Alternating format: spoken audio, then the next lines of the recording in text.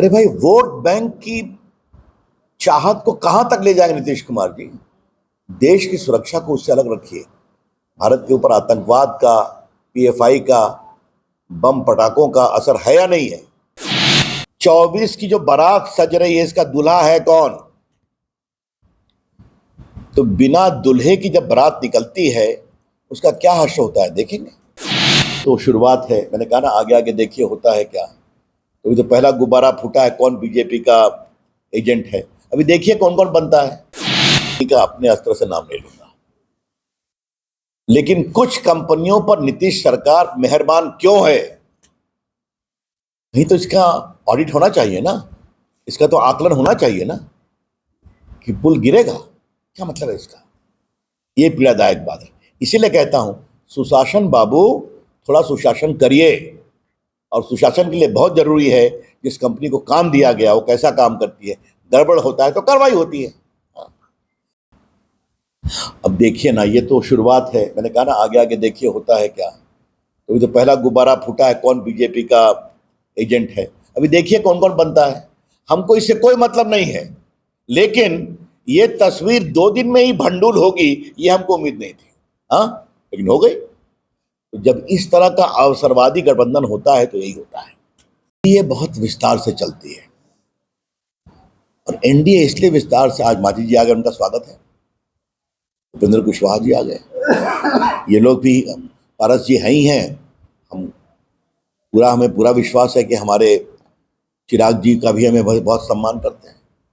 तो हम उन लोगों को सम्मान देते हैं, इसलिए सम्मान मिलता है, इसलिए वो सब कोई चिंता की बात नहीं है।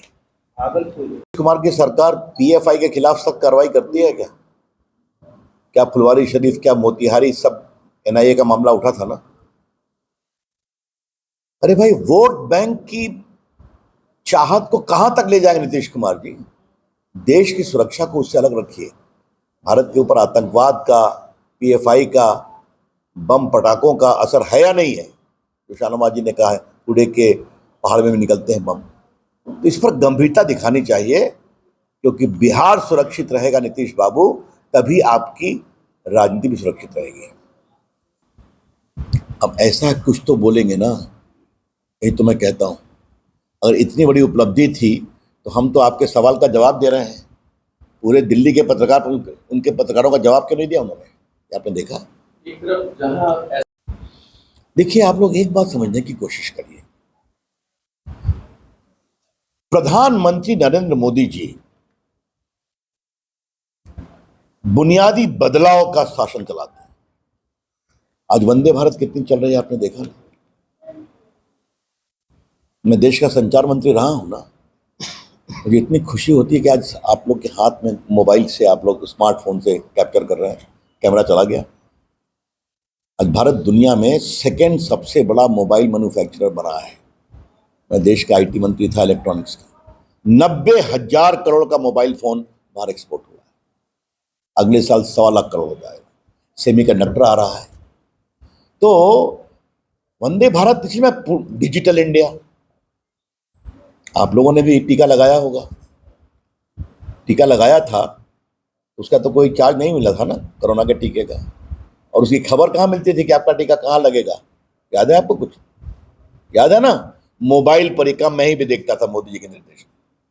भारत में 230 करोड़ डोज लगा कोरोना का, और उसकी सूचना आपके मोबाइल पर आती थी। ये बदलाव का भारत है। बाकी नेशनल हाईवे बन रहा है, बाकी सब तो आप जानते हैं, मैंने चर्चा नहीं की। कितने एयरपोर्ट की सिविल एविएशन मिनिस्टर रहे हैं शाहनवाज भाई, जो नंबर, इसको कंप्लीट कर लूं तो हवाई चप्पल वाले हवाई जहाज चल रहे हैं कि नहीं चल रहे हैं, मुझे बताइए। अरे इतने एयरपोर्ट खुले तो यहां भी खुलेंगे, क्यों चिंता करते हैं?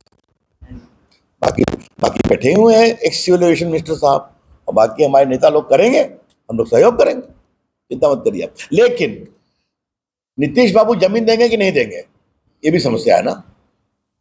सबसे बड़ी समस्या है। अब आप देखिए, मैं इसको बता नहीं चाह रहा, हम लोग सभी ने प्रयास किया, बिहार में 2 एम्स ले आए। अटल जी से ले आए पहला एम्स, और मोदी जी से ले आए दूसरा एम्स। उन्होंने कहा कि 2 एम्स क्या जरूरी है, मान गए। अब आप जमीन नहीं दे रहे हैं।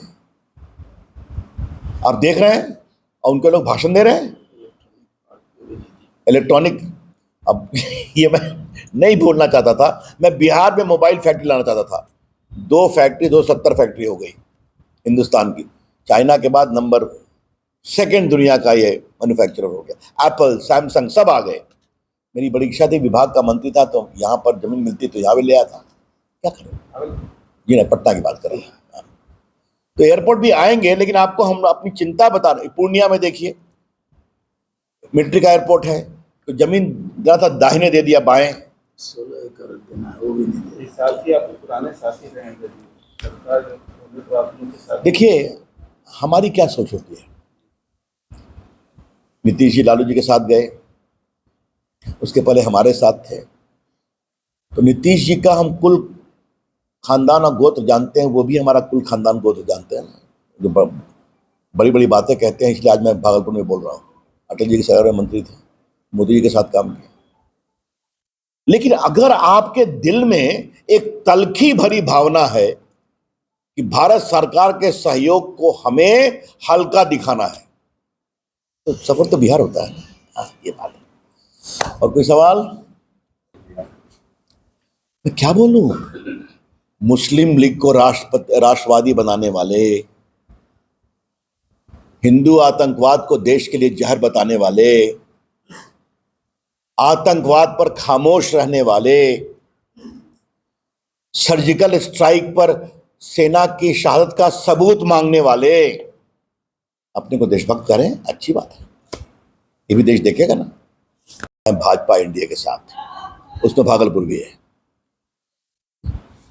और कोई सवाल? अल्लाह तो टीवी पे चल रहा था ब्रेकिंग, नीतीश जी संयोजक बनेंगे, हुआ क्या? देखिए मैं आपसे एक बात कहता हूं, लोकतंत्र में हर को कोशिश करने का अधिकार है, लेकिन ये काठ की हांडी बार बार नहीं चढ़ेगी। और इनके अंदर का अंतर्विरोध इतना ज्यादा है, क्या ममता जी कभी अलाउ करेंगी कि वहां पर कांग्रेस पार्टी सिर्फ वही रहे? क्या अखिलेश जी अलाउ करेंगे यहां कांग्रेस पार्टी उत्तर प्रदेश में नहीं आए? तेलंगाना में तो बीआरएस ऑलरेडी विरोध कर रहे हैं। तो ये मैं, हमारे शरद पवार जी कितना अलाउ करेंगे बाकी गैर एनसीपी की पार्टियों को? देखना है। तो फिर मैं कहता हूं, और ये सवाल मैंने उठाया था, आज मैं भागलपुर के मित्रों के सामने फिर उठाऊंगा। 24 की जो बारात सज रही है, इसका दूल्हा है कौन? तो बिना दूल्हे की जब बारात निकलती है, उसका क्या हर्ष होता है, देखेंगे।